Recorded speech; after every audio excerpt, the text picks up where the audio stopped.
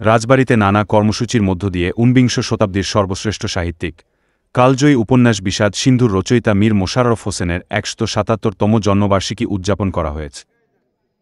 জন্মবার্ষিকী উপলক্ষে বুধবার ১৩ নভেম্বর সকালে তার সমাধিতে রাজবাড়ী জেলার বালিয়াকান্দি উপজেলার পদমদির নবাববাড়ি গ্রামে পুষ্পমাল্য অর্পণ করেন বাংলা একাডেমি, জেলা প্রশাসন, উপজেলা প্রশাসন, মীর মোশাররফ হোসেন সাহিত্য পরিষদ, মীর মোশাররফ হোসেন কলেজসহ স্থানীয় বিভিন্ন সাহিত্য ও সামাজিক সংগঠন।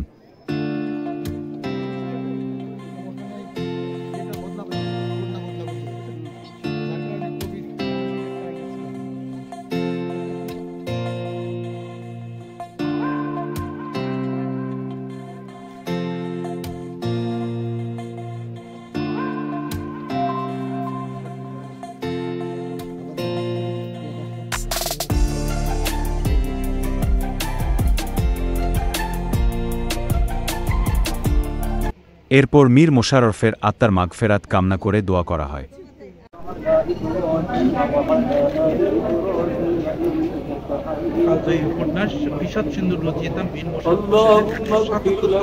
এরপর অনুষ্ঠিত সেমিনারে আলোচনা সভায় রাজবাড়ীর জেলা প্রশাসক মোহাম্মদ জাহিদুল ইসলাম মিনার সভাপতিত্বে প্রধান অতিথি হিসেবে বক্তব্য রাখেন বাংলা একাডেমির যুগ্ম সচিব মোহাম্মদ নায়েব আলী।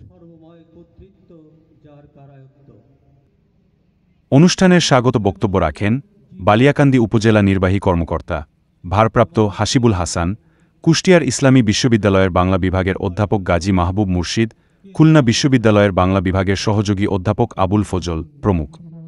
এ সময় রাজবাড়ীর জেলা প্রশাসক মোহাম্মদ জাহিদুল ইসলাম মিয়া বলেন,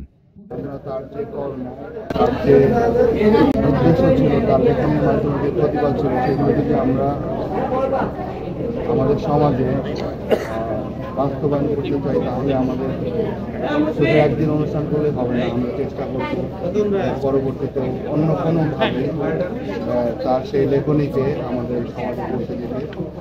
আমরা চেষ্টা করব পরবর্তীতে অন্য কোনো প্যাটার্নে আমরা এই কোনো একটা আয়োজনের মাধ্যমে প্রতি বছরই এটি আমাদের চেষ্টা থাকবে।